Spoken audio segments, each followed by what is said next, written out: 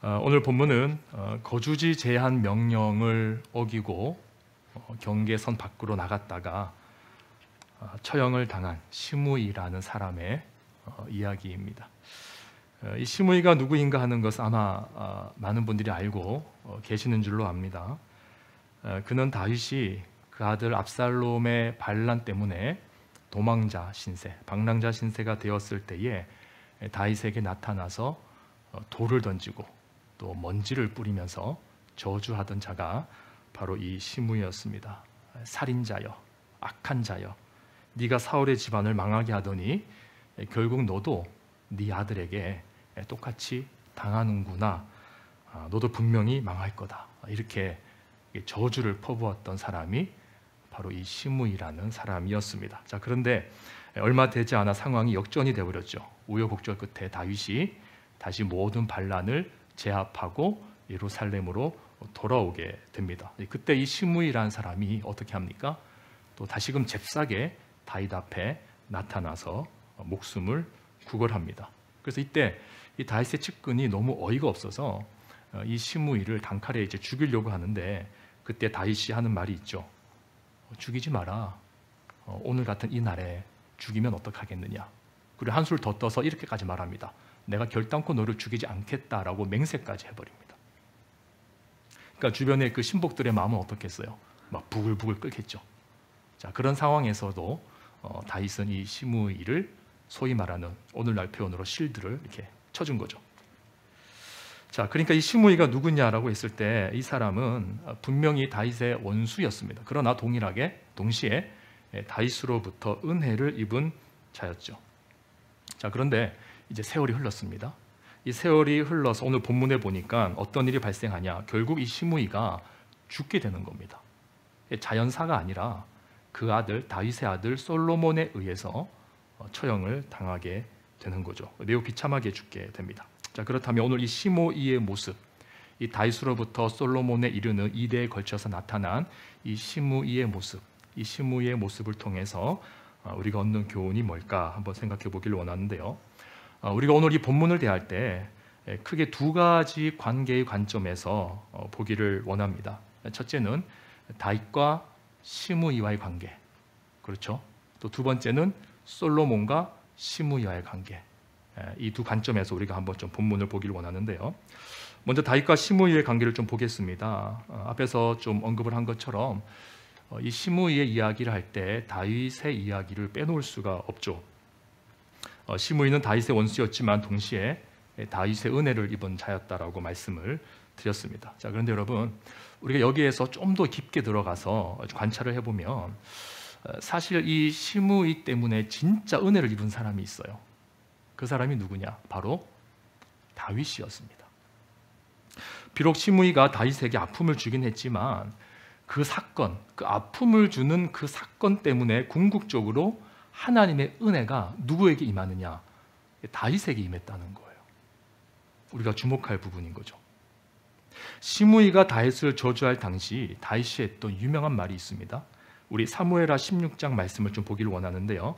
혹시 자막이 준비되어져 있습니까? 16장 9절에서 13절까지의 말씀인데요. 제가 읽어드리도록 하겠습니다. 성경이 있으신 분들은 한번 찾아봐 주시면 감사하겠고요. 수리아의 아들 아비새가 왕께 여짜오되 이 죽은 개가, 그러니까 시므이입니다. 이 죽은 개가 어찌 내 주 왕을 저주하리이까? 청하건대 내가 건너가서 그의 머리를 베게 하소서. 왕이 이르되 수리아의 아들들아, 내가 너희와 무슨 상관이 있느냐? 그가 저주하는 것은 여호와께서 그에게 다윗을 저주하라 하심이니 네가 어찌 그리하였느냐 할 자가 누구겠느냐 하고, 또 다윗이 아비새와 모든 신하들에게 이르되 내 몸에서 난 아들도 내 생명을 해하려고 하는데 하물며 이 베냐민 사람이랴.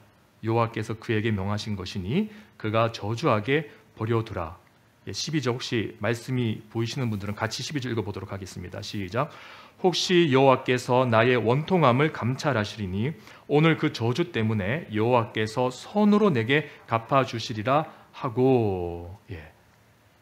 이 시므이의 저주 때문에 하나님이 나에게 선으로 갚아줄지 모르지 않느냐, 이렇게 말을 했습니다. 자, 이 다윗의 고백에서 지금 다윗이 처한 이 상황에서 우리가 알 수 있는 사실은 두 가지예요. 첫째, 시므이 때문에 지금 다윗은 자신의 모습을 돌아보고 있는 겁니다. 두 번째, 그 자아를 돌아보는 성찰 속에서 결과적으로 하나님께서 다윗을 불쌍히 여기시는 계기가 마련되어졌다는 거죠. 그래서 나중에 우리가 이 다윗의 일생을 사건을 보면은 정말로 하나님의 은혜가 이 다윗에게 임하는 것을 우리가 보게 됩니다. 이 다윗의 고백대로 악을 선으로 갚아주시는 사건들을 우리가 보게 되는 거죠. 자, 근데 여러분 반대로 한번 가정을 해봅시다.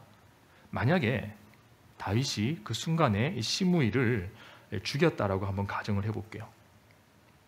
그렇다면 방금 읽었던 그 고백과 같이 혹시 여호와께서 나의 온통함을 감찰하시리니 그 저주 때문에 나에게 악을 선으로 갚아주시지 않겠느냐라는 고백을 할 수 있었을까요? 여러분, 이것은 굉장히 실질적인 문제입니다.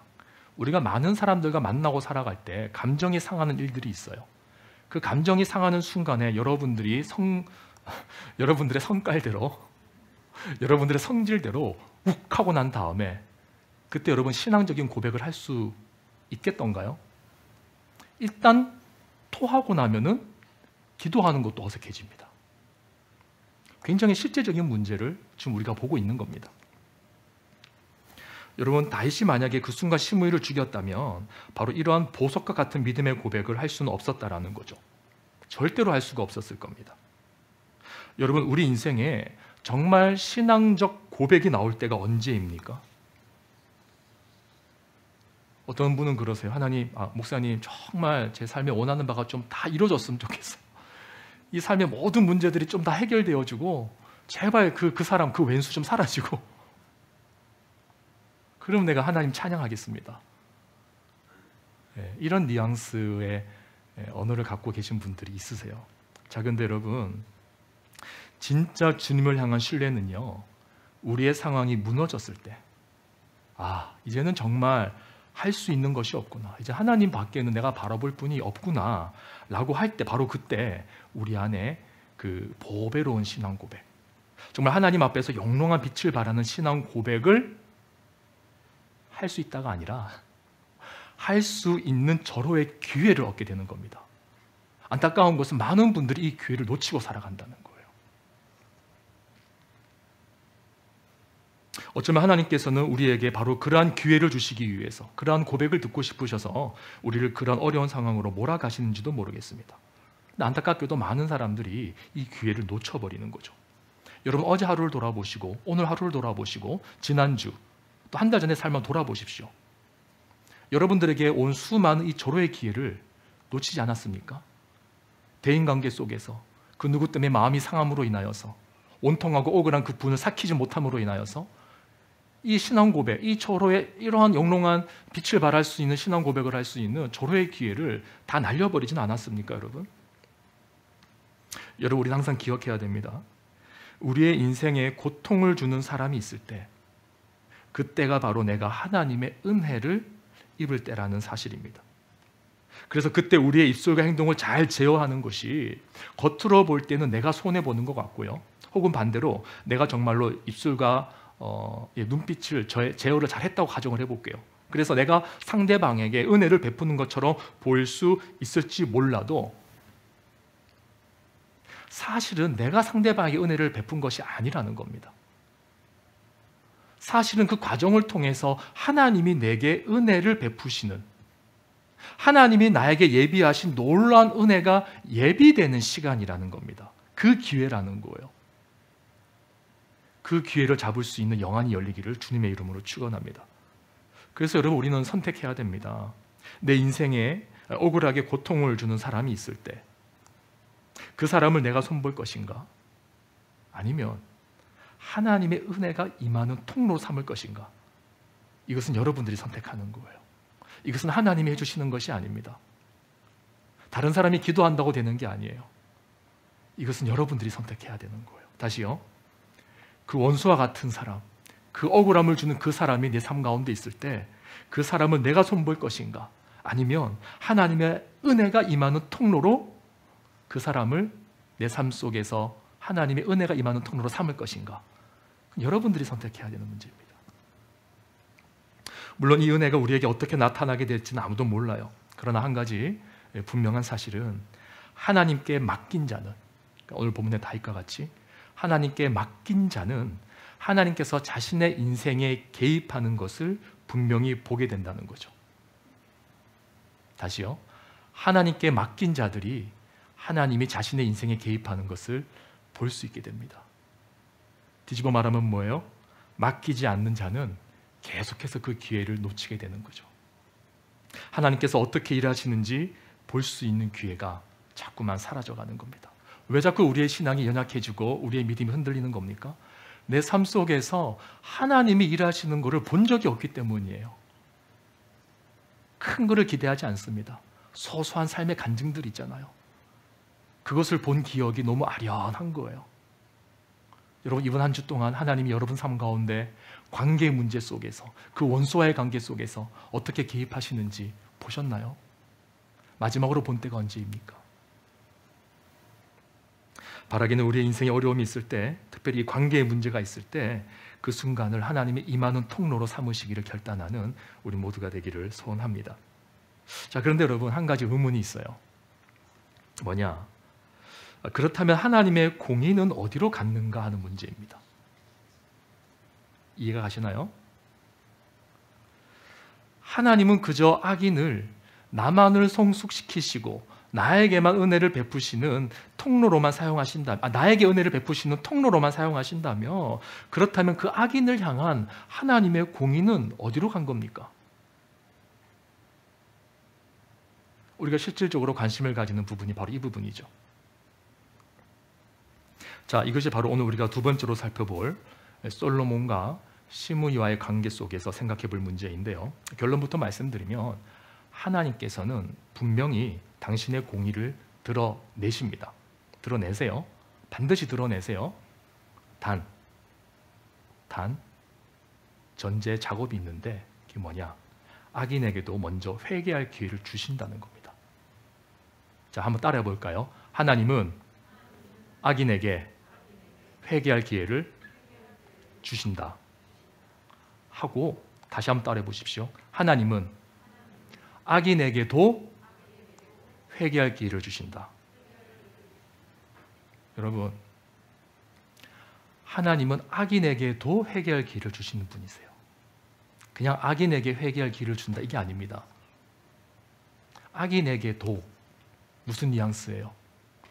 나는 용서할 수 없는 사람인데, 나는 그 사람에게 회개의 은혜가 임하면 안 된다라고 생각하는 그 사람인데, 하나님은 그 사람에게도 기회를 주신다는 거예요.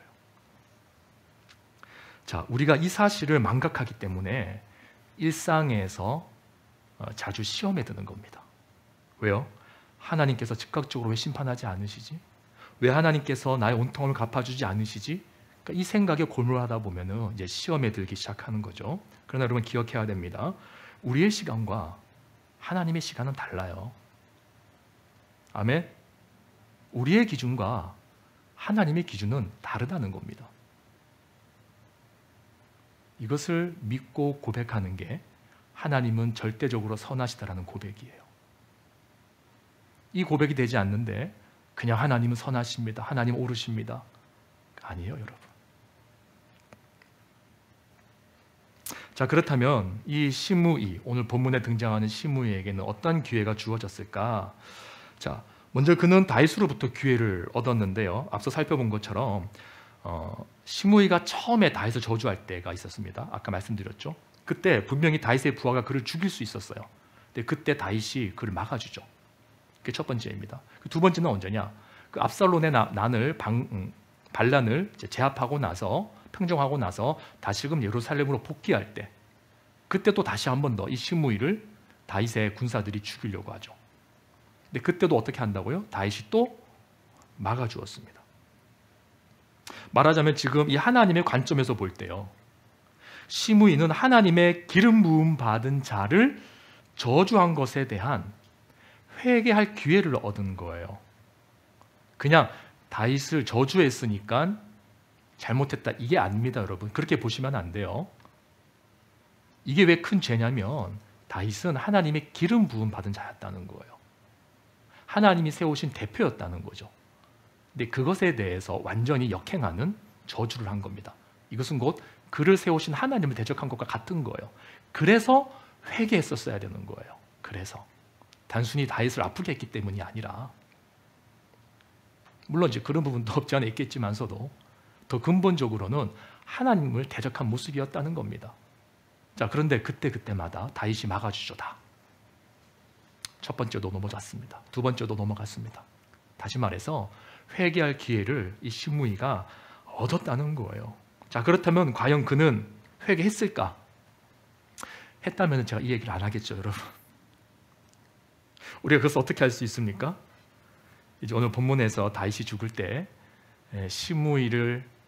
시므이에 관한 유언을 하는 다윗의 그 내용을 보면은 우리가 알 수가 있는데, 이 다윗의 유언을 보면은 이 시므이라고 하는 사람이 여전히 하나님의 기름 부음을 받은 다윗의 집안에 해가 되는 존재였다는 것을 짐작할 수가 있어요. 자, 무슨 말이냐면 우리 본문 2장 8절에서 9절을 한번 보겠습니다.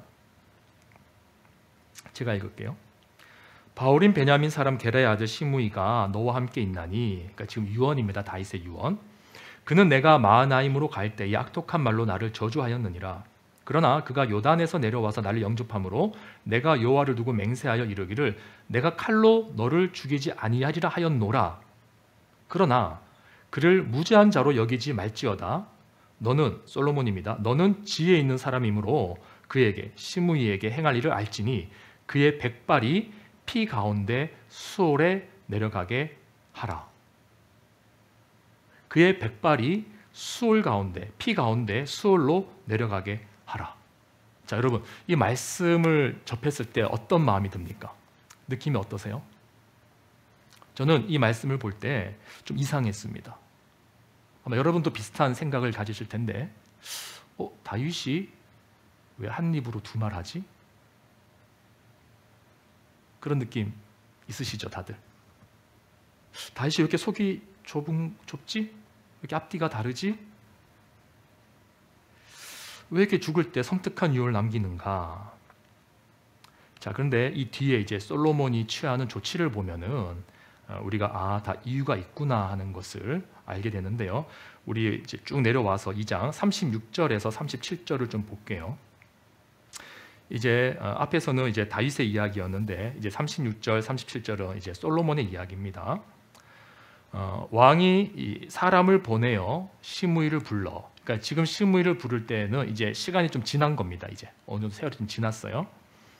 이 왕이 사람을 보내어 시므이를 불러서 이르되 너는 예루살렘에서 너를 위하여 집을 짓고 거기서 살고 어디든지 나가지 말라. 너는 분명히 알라. 네가 나가서 기드론 시내를 건너는 날에는 반드시 죽임을 당하리니 너의 피가 너의 머리로 돌아가리라. 이렇게 말하고 있어요. 자, 이게 무슨 말인가요?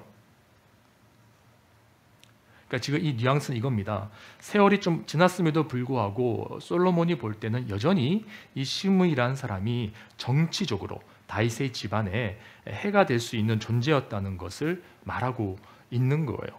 자, 다시 한번 볼까요? 36절에 보니까 솔로몬이 뭐라고 말합니까? 예루살렘을 벗어나지 말라고 합니다. 예루살렘. 그리고 37절에 보니까 기드론 시내를 건너지 말라고요. 자, 이게 무슨 말이냐 그러면 이 기드론 시내를 건너게 되면은 예루살렘을 이제 벗어나지 말라 그랬습니다. 근데 예루살렘을 벗어나지 말고 예루살렘에 마지막 기드론 경계 시내가 있는데 이 시내를 벗어나게 되면 어떻게 되냐? 그 맞닿은 땅이 바로 어느 땅일까요? 베냐민 지파 땅입니다, 여러분. 자, 그런데 이 시므이가 어디 출신이냐?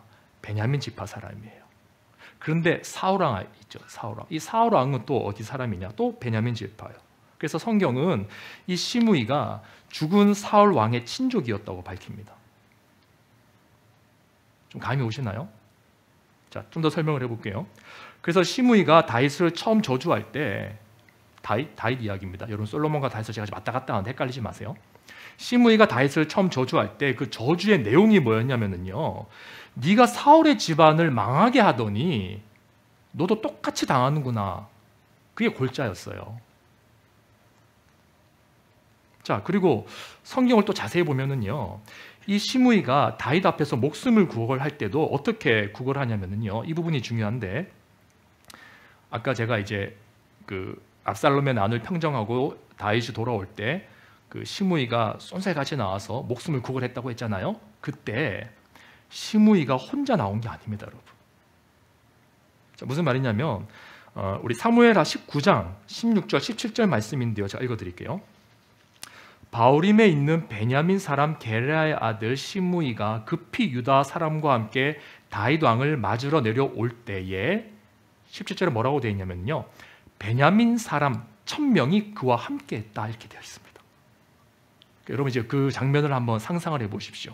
이런 겁니다. 지금 다윗 앞에 나와서 목숨을 구걸하고 있는데 사실은 그 뒤에 베냐민 사람 1000명이 와 있는 거예요. 어떤 뉘앙스일까요? 은근히 자신의 힘을 과시하고 있는 겁니다. 그래서 학자들은 이렇게 추론합니다. 시므이는 베냐민 지파의 권세 있는 가문의 지주였을 것이고, 동시에 다윗에게 왕권을 빼앗겼다라고 생각하는 베냐민 지파 사람들, 사울이 베냐민 지파 사람이었으니까 베냐민 지파 사람들의 우두머리였을 것이다. 그냥 우두머리가 아니라 다윗으로 인해서 왕권이 빼앗겼다라고 여기는 베냐민 지파 사람들의 우두머리였을 거라는 거예요. 그 사람 1000명이 지금 나온 겁니다.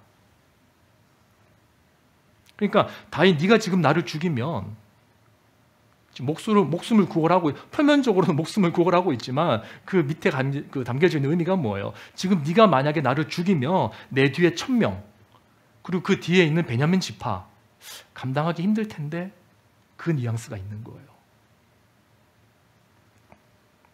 자, 그렇다면 다시 오늘 본문으로 돌아와서요, 오늘 본문에서 솔로몬이 이 시므이의 거주지를 예루살렘으로 한정시킨 이유가 뭘까?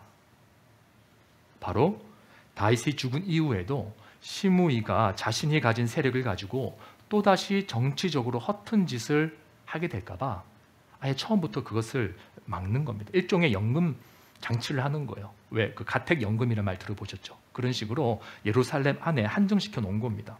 그리고 예루살렘과 베냐민 지파의 경계가 되는 기드론 시내를 건너지 말라라고 한 거예요.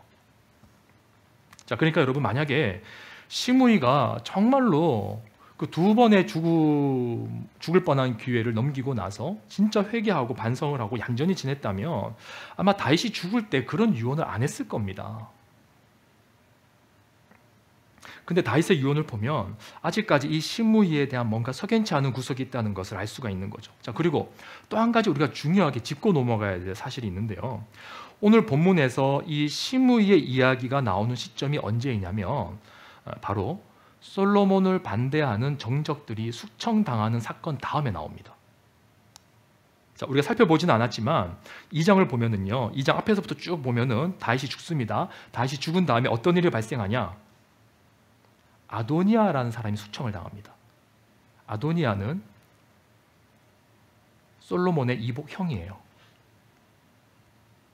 호시탐탐 왕권을 노리고 있었습니다. 이제 그 이야기는 앞에 나오는데 생략을 하도록 할게요. 자, 그리고 이 아도니아와 함께 세를 과시했던 요압이라는 장군, 그 사람도 숙청을 당합니다. 그리고 이어서 나오는 사건이 오늘 이 시므이의 숙청 사건이에요.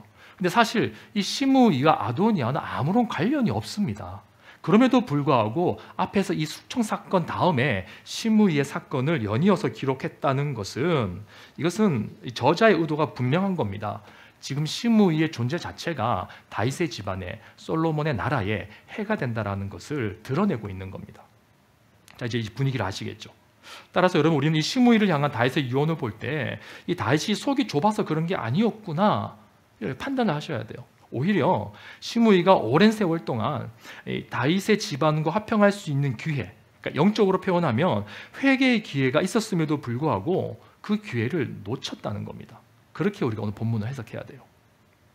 그래서 오늘 본문을 다시 보면 39절 이하에 이제 시므이가 예루살렘에 거주한 지 3년이 지난 후에 갑자기 자신의 종들이 도망하게 되는 일을 겪게 되는데, 이 사건 때문에 이 종들을 잡으러 예루살렘 경계 밖을 나갔다가 그 소문이 다윗의 귀에 들어감으로 인해서, 솔로몬의 귀에 들어감으로 인해서 결국 시므이가 죽게 되는 장면이 바로 오늘 이 사건입니다. 그러니까 우리가 여기서 주목해야 될 사실은요, 그가 예루살렘에 거주한 지 3년이 지난 후에 이 사건이 발생했다는 거예요. 이거 굉장히 우리가 주목할 내용입니다. 왜냐하면 여러분, 성경에서 3은 완전수예요. 따라서 이 3년이라는 말은요, 우연히 3이 아닙니다. 이제 하나님이 주시는 회개의 기회가 충분히 찼다는 것을 의미하는 거예요. 그러니까 제가 앞에서 좀 구구절절하게 설명드렸던 그 사건들을 여러분들이 시간적인 순서대로 보셔야 돼요. 다윗 앞에서 2번이나 죽을 기회를 넘겼습니다. 그리고 세월이 지났어요.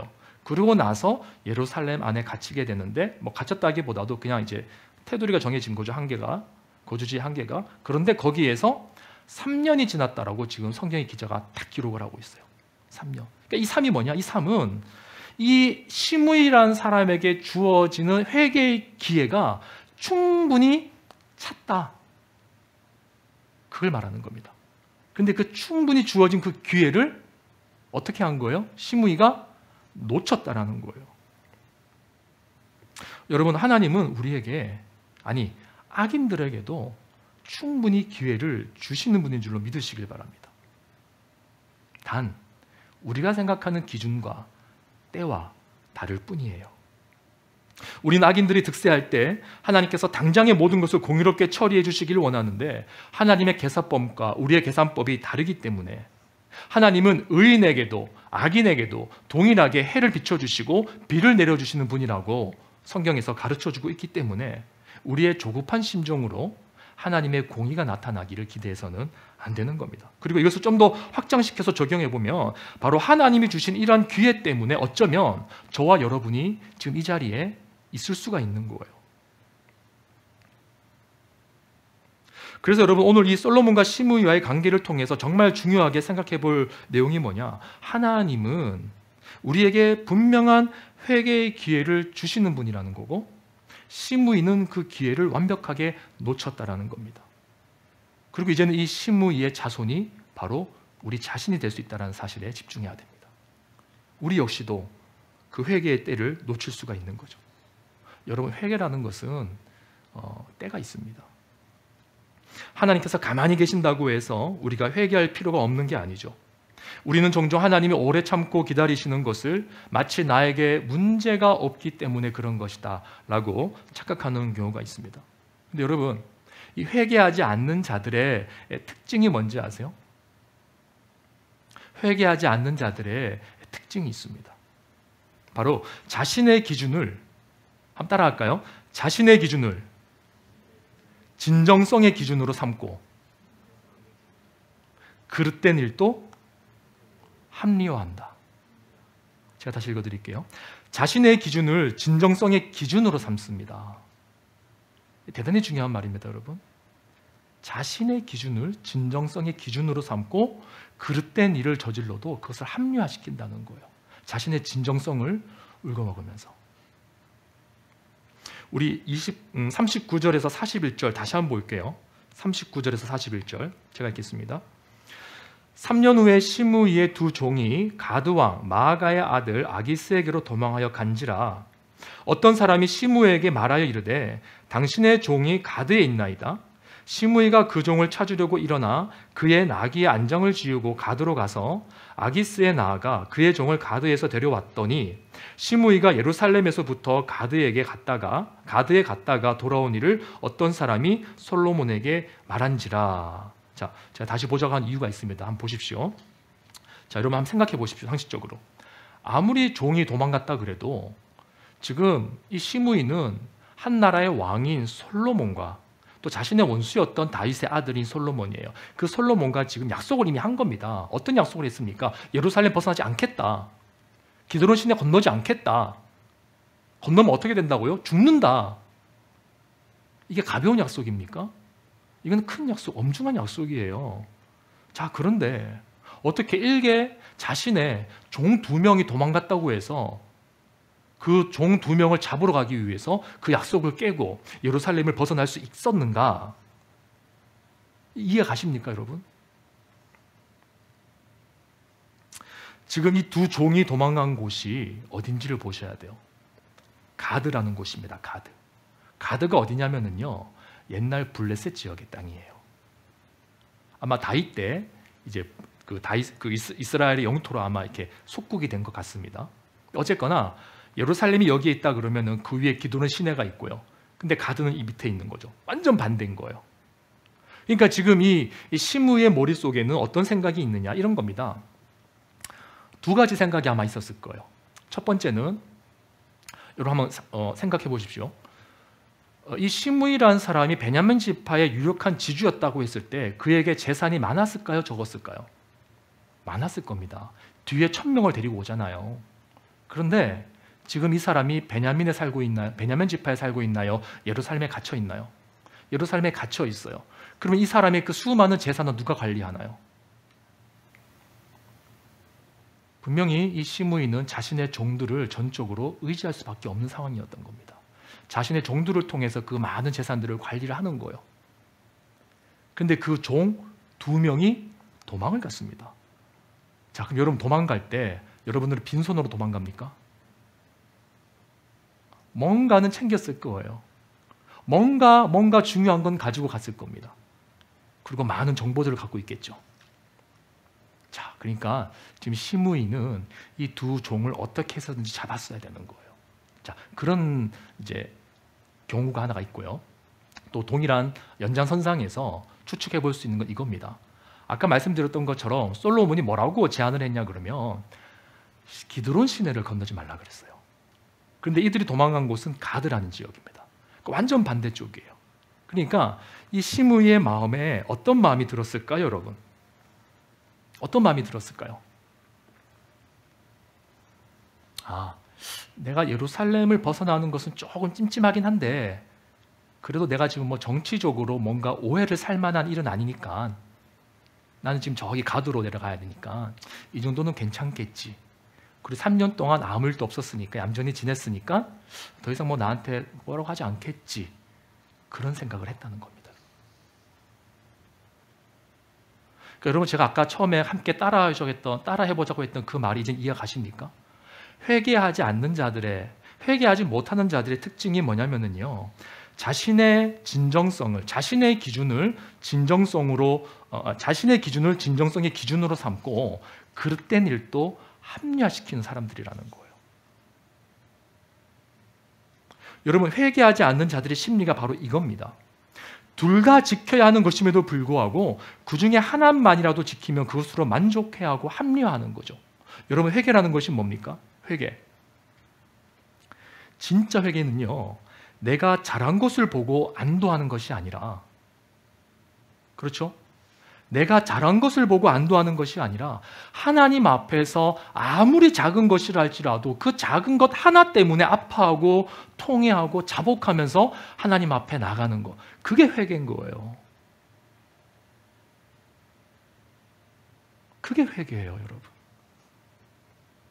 그러나 회개하지 않는 사람들의 특징은 자신의 기준으로 자신을 합리화하면서 스스로 만족해하는 인생을 살아가는 겁니다. 이 착각인데 오늘날 현대인들에게 이러한 모습이 많죠. 이 세속적인 기준, 이 인본주의적인 기준, 세상의 가치관, 이런 기준들을 진정성의 기준으로 삼고 나 할 만큼 했어. 이 정도 했으면 최선을 다한 거야. 비록 그 일이 그릇된 일을 할지라도, 성경에 유배되어진 내용이라 할지라도 하나님, 제 상황에서 이 정도 하면 최선 다한 것 아닙니까? 여러분, 이것이 시므이가 솔로몬을 대하는 태도와 뭐가 다릅니까? 시므이가 지금 딱 그 꼴이죠. 그래서 결국 시므이는 오늘 본문에서 죽음을 맞이하는 겁니다. 여러분, 어쩌면 여러분과 제가 바로 이 시므이의 자손일 수 있습니다. 아마 저를 포함해서 우리 중 상당수가 분명히 이런 경험이 있을 겁니다. 내 기준을 진정성의 기준으로 삼는 거예요. 말씀이 나에게 뭐라고 말씀하시는지는 듣지 않는 겁니다. 그래서 회개의 문이 닫히는 거고 기도의 문이 열리지 않는 거죠. 다시 한 번 더 강조하고 말씀드립니다. 여러분, 회개는 내 기준으로 하는 것이 아닙니다. 바라기는 내 기준이 아니라 하나님이 정하신 말씀의 기준에 비추어서 회개하는 은혜가 우리 가운데 임하기를 주님의 이름으로 축원합니다. 말씀을 정리합니다. 우리가 다 읽어보지는 않았지만 오늘 본문이 속해 있는 이 2장에는 네 사람의 죽음이 언급됩니다. 다윗, 아도니아, 요압, 시므이입니다. 그런데 이 죽음은 두 가지 죽음으로 구분이 돼요. 하나는 하나님 앞에서 자신의 할 바를 다 하고 때가 되어서 자연스럽게 세상을 떠난 다윗의 죽음이고, 다른 하나는 나라의 안위가 방해가 되는 정적들의 죽음입니다. 그리고 이 죽음과 관련하여서 성경 기자는 우리 독자들로 하여금 매우 주목할 만한 내용들을 성경에 기록하고 있는데요. 그것은 뭐냐? 바로 나라가 견고해졌다는 겁니다. 자, 무슨 말씀인지 모르시겠죠? 우리 본문을 다시 한번 볼게요. 10절에서 12절 말씀 보도록 하겠습니다. 제가 읽겠습니다. 다윗이 그의 조상들과 함께 누워 다윗성에 장사되니, 다윗이 죽었다는 겁니다. 다윗이 이스라엘 왕이 된 지 40년이라 헤브론에서 7년 동안 다스렸고 예루살렘에서 33년 동안 다스렸더라. 12절 다 함께 있습니다. 시작. 솔로몬이 그의 아버지 다윗의 왕위에 앉으니 그의 나라가 심히 견고하니라. 자, 그리고 46절을 볼게요. 46절. 이제 앞에서 정적들이 다 죽은 겁니다. 다 죽고 나서 46절 다 함께 읽겠습니다. 시작. 요야다의 아들 브나야가 명령하매 그가 나가서 시므이를 치니 그가 죽은지라. 이에 나라가 솔로몬의 손에 견고하여 지니라. 자, 무슨 말입니까, 여러분? 자, 거의 다 왔습니다. 자, 집중하십시오. 이 2장에 기록된 이 죽음들은 하나님 나라의 견고함을 위해서는 꼭 필요한 죽음들이었다는 거예요. 보십시오, 여러분. 다윗이 죽지 않고 솔로몬이 등극할 수 있습니까? 또 정적들이 죽지 않고 그 나라가 안전할 수 있습니까? 다시 말해서 지금 이 두 가지의 죽음의 이 성격을 통해서 우리가 깨달아야 될 교훈은, 우리의 삶 속에 하나님의 나라가 견고하게 세워지기 위해서는 우리 각자에게도 바로 이와 같은 죽음이 필요하다는 겁니다. 아멘. 바로 다윗과 같이 어떠한 어려움과 억울함 속에서도 온전하게 하나님께 맡김으로써 다음 왕인 솔로몬을 위해서 그 자리를 보존하고 자신은 조용히 그 자리를 떠나는 죽음. 자신이 심판자가 되지 않는, 충분히 그럴 수 있음에도 불구하고 그러지 않는 바로 자기 부인의 죽음이 필요한 거예요. 그래야지 그 나라가 견고해지는 겁니다.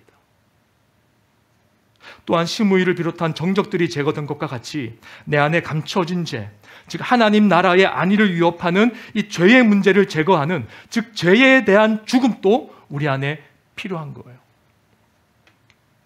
여러분, 우리에게 이 죽음의 모습이 다 필요합니다. 그러할 때 우리 안에 하나님의 나라가 견고하게 세워지는 거죠. 다윗과 시므이, 그리고 솔로몬과 시므이 이 관계를 보면서 우리 안에 견고하게 서야 되는 하나님의 통치와 그 하나님 나라를 생각해 보게 되길 원합니다. 그리고 그 나라를 위협하는 내 안에 감춰진 죄가 무엇인가? 하나님이 시므이와 같이 계속해서 기회를 주시는데 여전히 그것을 깨닫지 못하고 자신의 기준으로, 자신의 진정성을 삼아서 그것으로 나의 잘못을 합리화하는 그런 죄가 있지 않냐인가? 이런 것들을 우리가 냉철하게 살펴볼 수 있는 눈을 가져야 됩니다. 그때 여러분의 삶에 하나님의 통치가 나타나는 거예요. 우리 그런 기도 많이 하잖아요.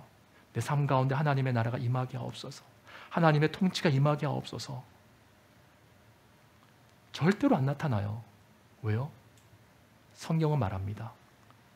죽음 다음에 하나님의 나라가 견고하게 섰다 말합니다.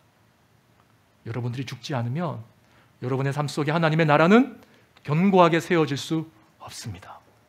하나님의 통치는 없습니다. 여러분과 제가 죽어야 되는 것입니다. 우리 시간 다 함께 기도하겠습니다. 우리 한번 찬양 한 곡 할까요? 우리 사랑하는 나의 아버지 이름 높여드립니다. 우리 이 찬양 하면서 우리의 삶 속에 하나님의 나라를 좀 사모했으면 좋겠고요. 오늘 들은 말씀을 가지고 함께 기도했으면 좋겠습니다. 사랑하는 나의 아버지 이름 높여드립니다.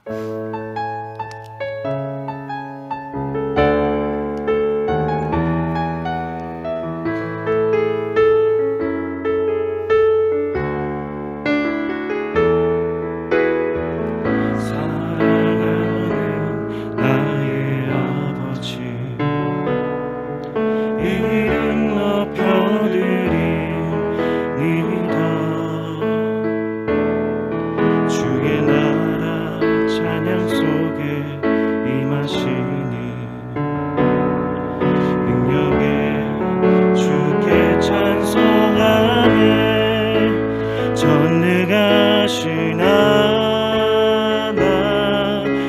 찬양 언제나 동일하신 주 전능하신 하나님 찬양 영원히 다스리네. 다시 한 번 더 전능하신 하나님 전능하신 하나님 찬양 언제나 동일하신 주 전능하신 하나님 찬양 영원히 다스리네. 다시 한 번 더 전능하신 하나님 찬양 전능하신 하나님 찬양 언제나 동일하신 주 전능하신 하나님 찬양 영원히 다스리네. 우리 시간 다 함께 기도할 때 들은 말씀을 생각하면서 우리 각자에게 주신 메시지를 따라 좀 기도했으면 좋겠고요. 특별히 기도 제목을 드리는 것은 하나님 우리 안에 다윗과 같이 하나님 앞에 맡기는 인생이 되게 하옵소서. 특별히 관계적으로 또 많은 어려움들을 겪고 살아가는 것이 우리의 인생 아닙니까? 그러할 때마다 하나님 내가 심판자 되지 아니하고 하나님 앞에 맡김으로 인하여서 하나님이 개입하시고 하나님이 역사하시는 것을 볼 수 있는 그러한 모습이 우리 가운데 있을 수 있도록 또 더 나아가서 우리 가운데 회개의 길을 놓치지 아니하고 하나님 앞에 나아가는 그러한 자기 부인의 죽음의 모습이 있을 수 있게 해달라고, 그래서 최종적으로 하나님의 통치, 하나님의 나라가 내 삶 가운데 이루어질 수 있도록 우리 다 함께 기도하시고 각자의 기도로 마무리하시고 오늘 하루 돌아가시길 바랍니다. 다 함께 기도하시겠습니다.